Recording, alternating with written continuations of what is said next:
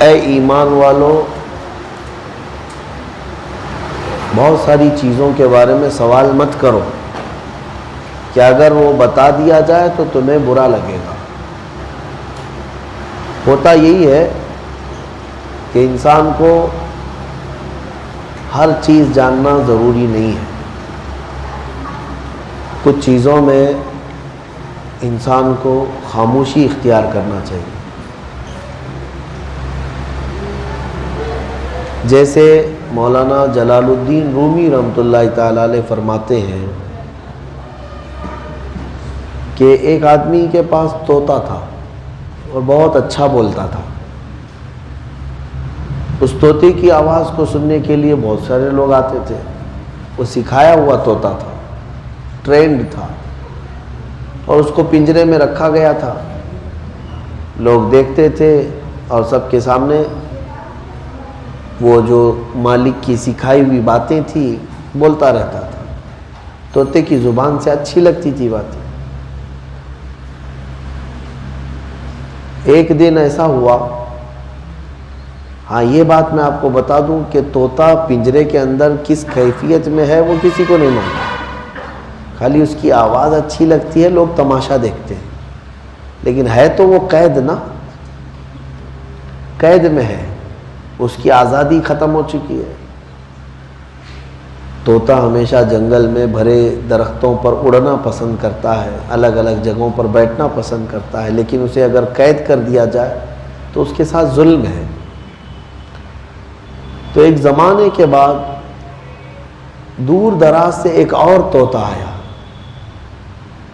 اور اس کے پنجرے کے پاس بیٹھا۔ دونوں لوگ آپس میں کچھ بات چیت کیے ہوں گے۔ اب وہ بہتر جانے کیا بات چیت ہوئی۔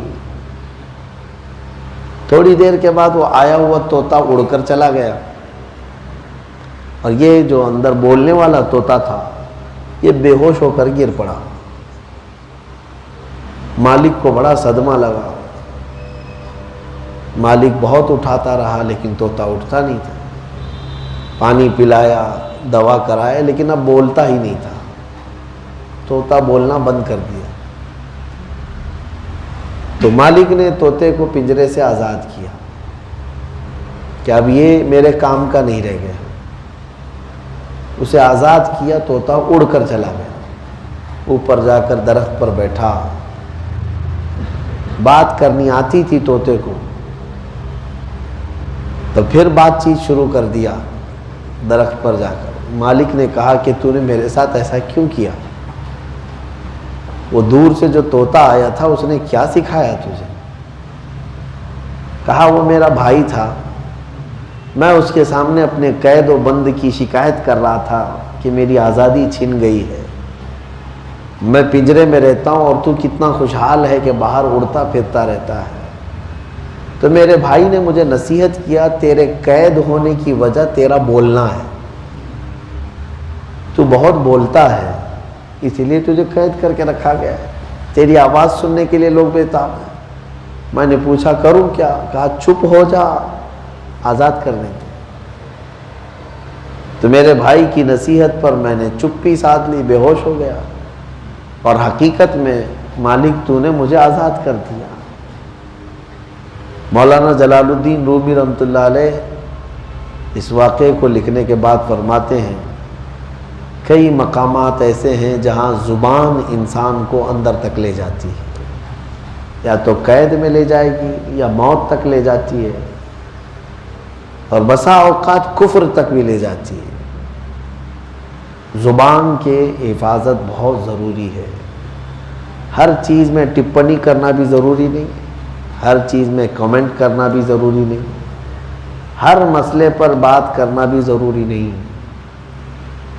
علم والوں کی بات الگ ہے کہ ان سے لوگوں کو نفع پہنچتا ہے، لیکن عوام الناس کے لیے یہ ضروری ہے کہ وہ اپنی زبان کی حفاظت میں لگے رہیں، اس لیے کہ وہ کیا بول رہے ہیں انہیں پتہ نہیں رہتا۔ بسا اوقات بولتے بولتے وہ کفر کر جاتے ہیں، ہاں کب وہ دائرہ اسلام سے نکل جاتے ہیں انہیں پتہ بھی نہیں ہوتا۔ اس طرح اپنی زبان کی حفاظت بہت ضروری ہے۔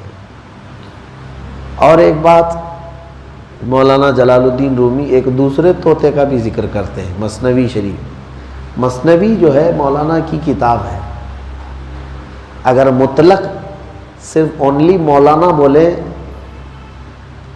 تو اس سے مراد علم والوں کے نزدیک جلال الدین رومی ہی ہے، ہر ایک کو مولانا نہیں کہا جاتا۔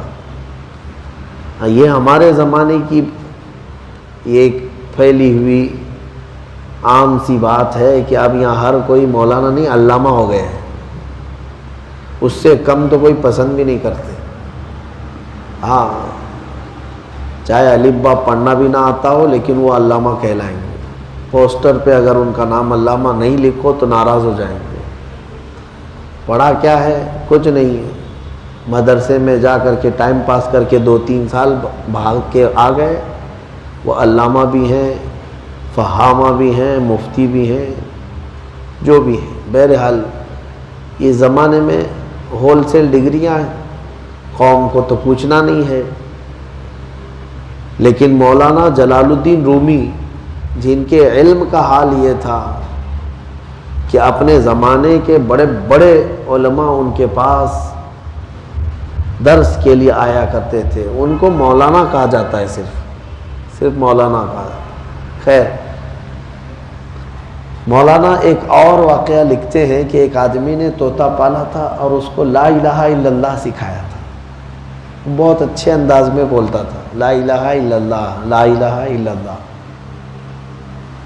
طوطا سارے طوطے نہیں بولتے، کچھ طوطے ہیں جن کو ٹریننگ دی جاتی ہے تو بولتے ہیں، جیسے کہ ہم نے سنا ہے حضرت خواجہ بندہ نواز گیسو دراز رحمۃ اللہ علیہ کے پاس ایک طوطا تھا جو پورا حافظ قرآن تھا، سن کر کے اس نے قرآن یاد کر لیا تھا۔ بہرحال مولانا فرماتے ایک طوطا تھا، وہ لا الہ الا اللہ بولتا تھا،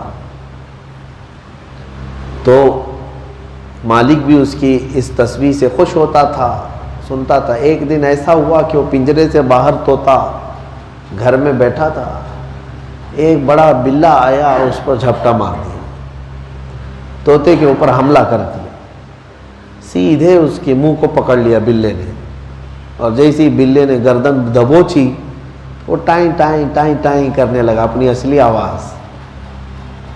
تھوڑی دیر کے بعد طوطا مر گیا، بلے نے جھپٹا مارا، حملہ کیا، طوطا مر گیا۔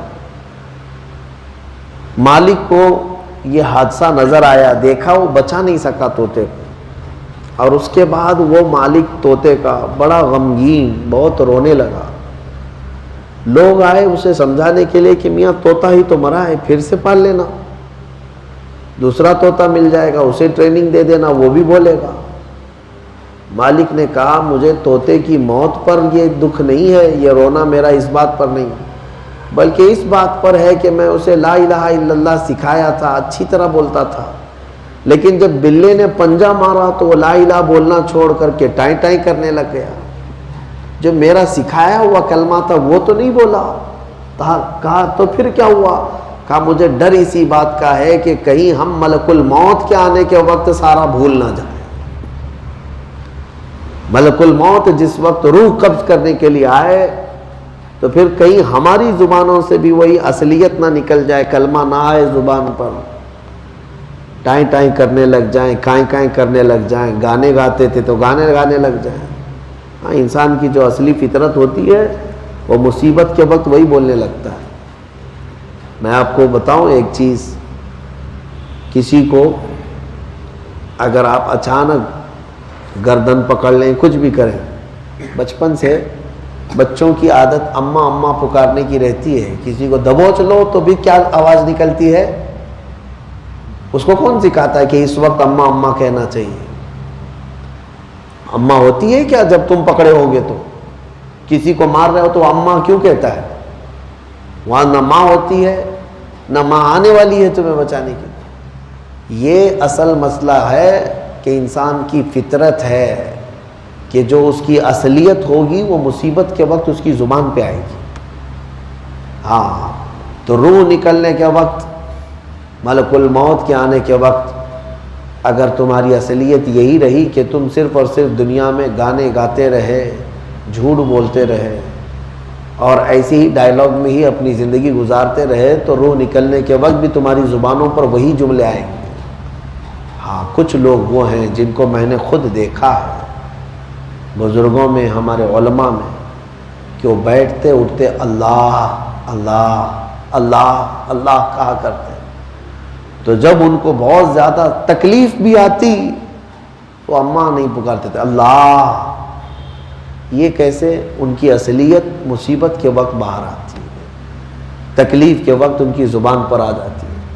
اسی لیے اپنی اس زبان کو ٹریننگ دے دو ابھی سے کہ بیٹھتے اٹھتے مدد کے واسطے اللہ کہا کرو یا رسول اللہ کہا کرو، تاکہ ہمارے دنیا سے جانے کے وقت اگر نزع کی سختی آ جائے، سکرات کی مصیبت آئے، تو زبان ٹائیں ٹائیں کرنے کی بجائے اللہ اللہ یا رسول اللہ کہا کرے، تاکہ دنیا میں ہماری گزاری ہوئی زندگی وصول ہو جائے۔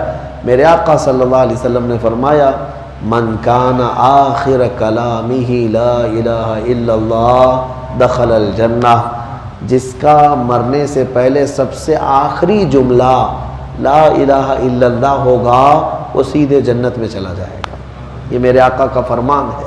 اللہ تبارک و تعالیٰ میں زبان کی حفاظت عطا فرمائے۔